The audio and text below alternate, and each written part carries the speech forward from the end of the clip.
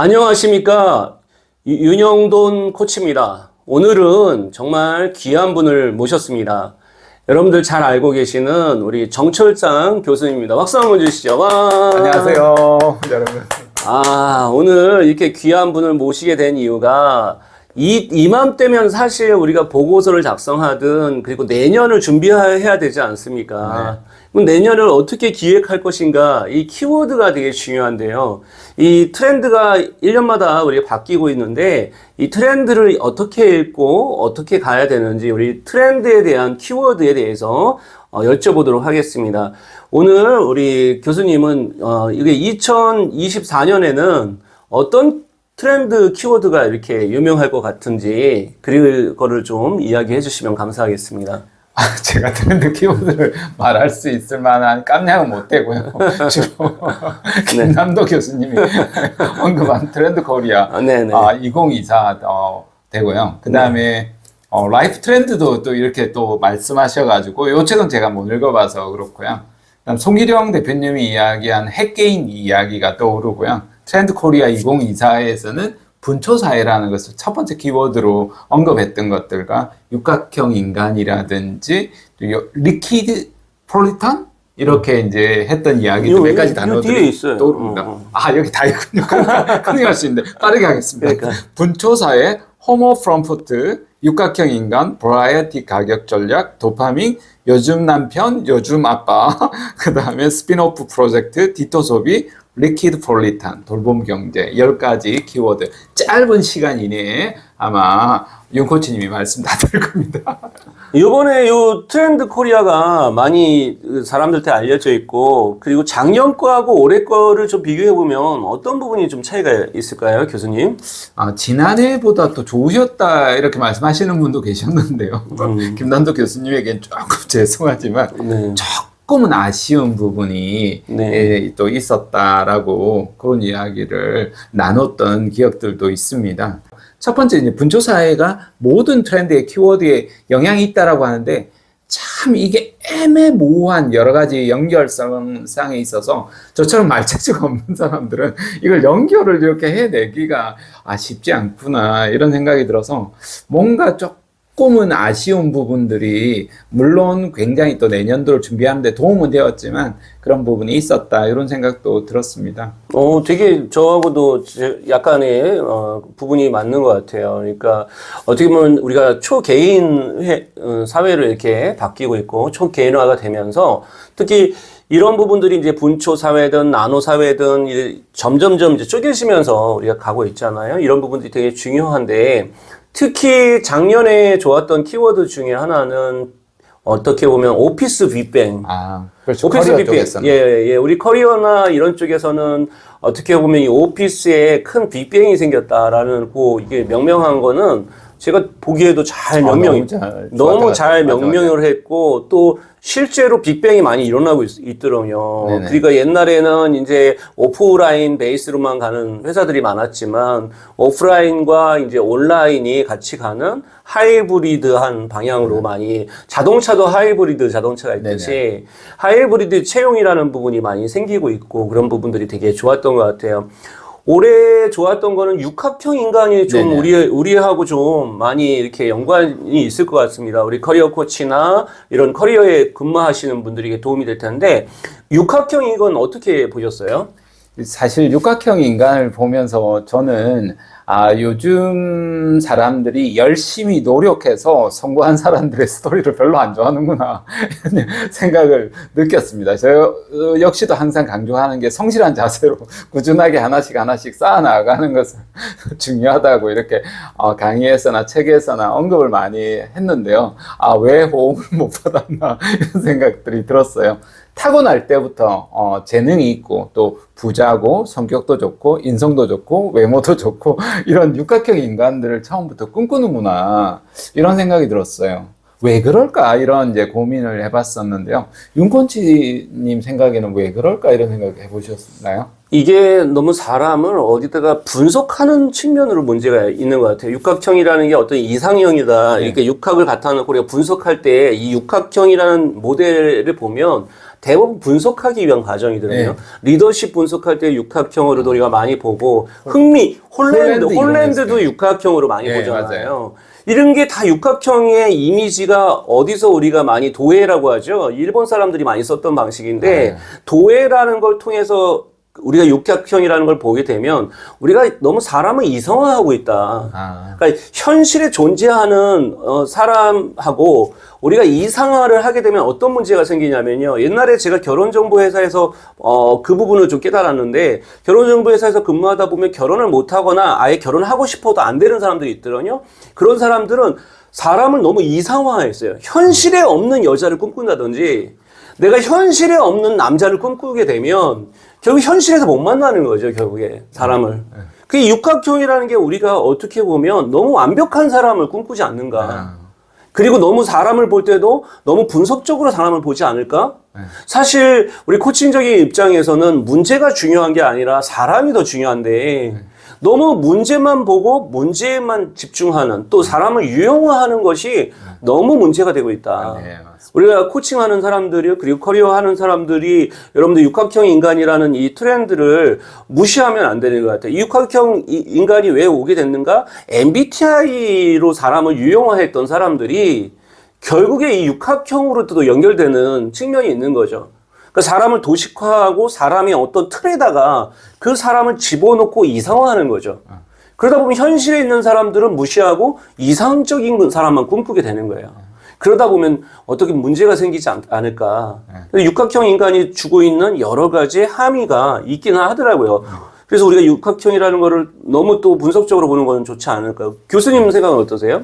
또 분명히 맞는 말씀인 것 같고요. 저는 언뜻 들으면서 왜 이렇게 완벽한 사람들을 추구할까 이런 생각이 들었었거든요. 예전에는 이렇게 너무 완벽한 사람들은 좀 질투심에 있었다라면 요즘은 그런 부분에서도 MZ세대가 아무리 내가 열심히 노력을 해도 안 되구나 이런 것들을 오히려 좀 만드는 합리적 근거 이론으로 만들기 위해서 나는 오히려 날 때부터 그렇게 육각형 인간이 아니기 때문에 저런 육각형 인간에 대해서 오히려 존중하고 그리고 자기는 그런 것을 추구하지 않는 부분에 대한 합리화를 하려고 하는 것도 있지 않나 이런 생각이 솔직하게 저는 들었어요. 그러니까 요즘에 책들도 보면 슈퍼노말이나 네네. 사람에 대해 슈퍼맨 같은 사람들을 자꾸 우리가 생각하게 되잖아요. 네. 그 부자도 그냥 부자가 아니라 슈퍼 부자를 꿈꾸는 거예요, 그렇죠. 사람들이요. 슈퍼 초리치를 이야기하고 무빙 드라마 같은 경우에도 타고날 때부터 초능력이 있는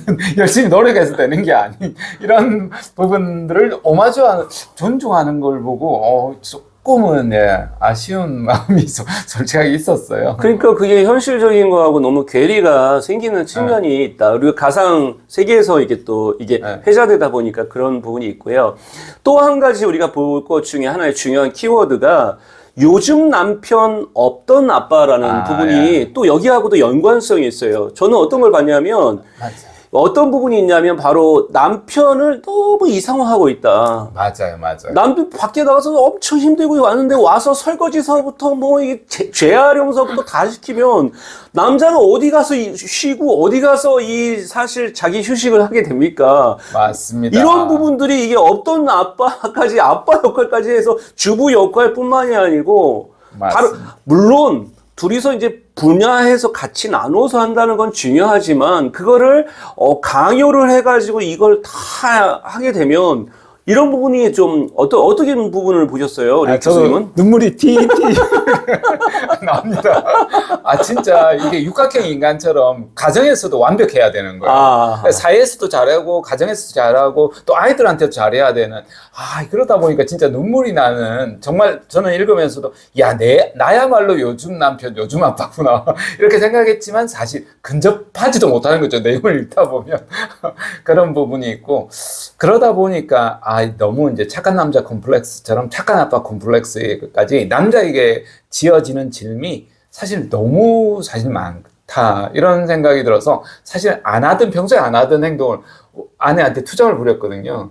사는 게 재미없어. 밖에서도 안에서도 안팎으로 부닥치는 이런 부분들.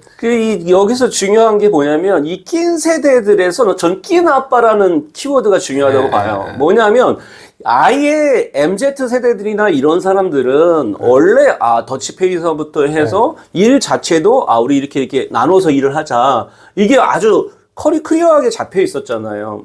그리고 우리 윗세대들을 보면 윗세대들은 아예 남편 역할, 그리고 아빠 역할, 그리고 어떻게 보면 엄마 역할, 이런 것도 다 나눠져 있었다 보니까 그게 익숙하고 그게 평생 가도 이게 싸움거리도 안 돼요. 근데 이 낀 세대, 낀 아빠들은 여기 이것도 아니고 이것도 아니고 그러다 보니 거기서 이 스트레스가 많으신 분들을 많이 만나게 되더라고요. 교수님은 어떻게 생각하세요? 낀 아빠라는 걸 제가 만들어 봤어요. 낀 아빠라는 키워드.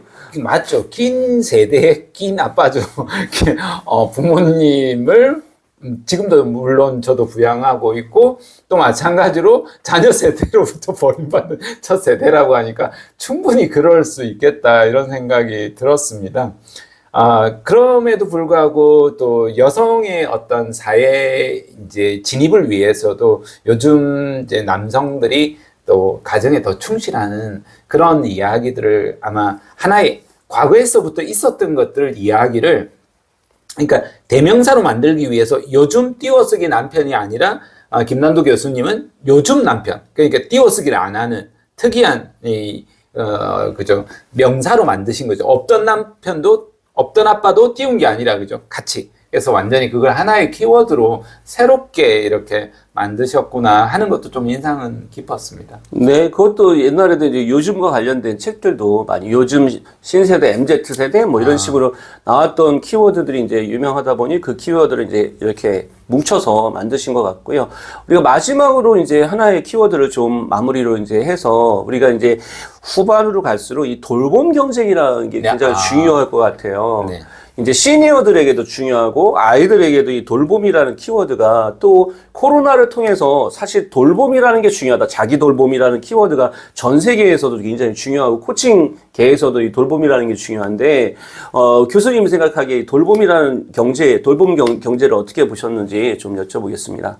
이것도 우리 사회 곳곳에 이제 심어져 있는 이야기들 하나로 이제 축약한 것 같아요. 그래서 아쉽다라고 이제 말씀하는 분들은 우리가 이미 있던 것들을 가지고 트렌드로 이야기를 하지 않느냐라고 하지만 트렌드 이제 또 학을 공부하시는 분들의 입장에서는 그런 것들을 재정리하고 저도 이제 참 앞에서 조금 아쉽다라고 이야기는 했지만 잘 하시는 것 중에 하나가 이걸 범주화, 카테고리화 하는 것들이 되게 잘 하신 것 같다는 생각이 듭니다.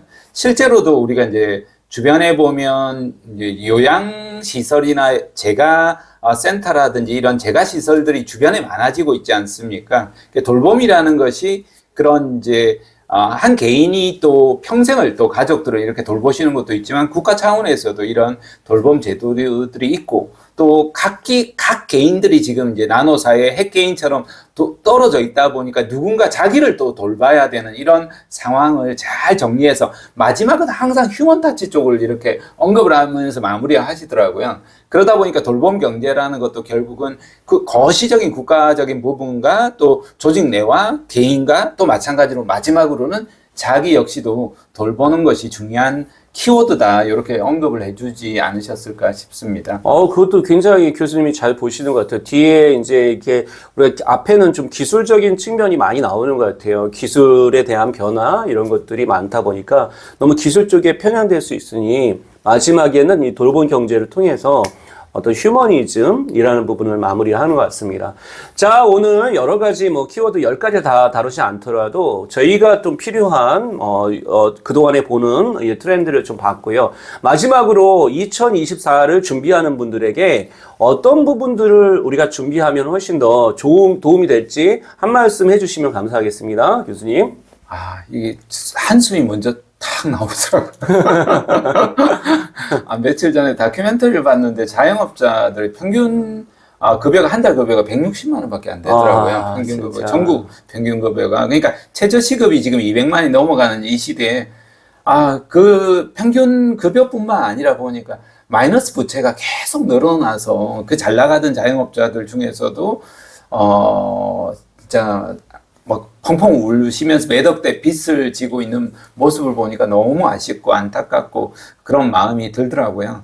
근데 시대가 정말 너무 놀랍도록 많이 변했고, 우리가 코로나가 끝나면 모든 것이 다 바뀔 거라는 이런 생각을 했었다라면, 그러니까 하드웨어만 믿었으면 안 된다라는 거죠. 우리가 그동안 해왔던 어떤 각기 다른 뭐 매장이라든지 공간이라든지 이런 것들을 좀 뛰어넘어서 그 공간도 재활용하고 디지털 트랜스포메이션도 잘해야 되고, 좀 미래를 대비해서 과거의 전략만 고수할 것이 아니라 늘 새로운 부분에 귀를 기울이면서 빠르게 변화를 했어야 되는데, 과거 전략을 그대로 고수하다 보니까 마음은 정말, 저도 같이 눈물을 흘리면서 안타까웠지만 조금 더 빠르게 전환을 했더라면 얼마나 더 좋았을까, 이런 아쉬움이 들고요.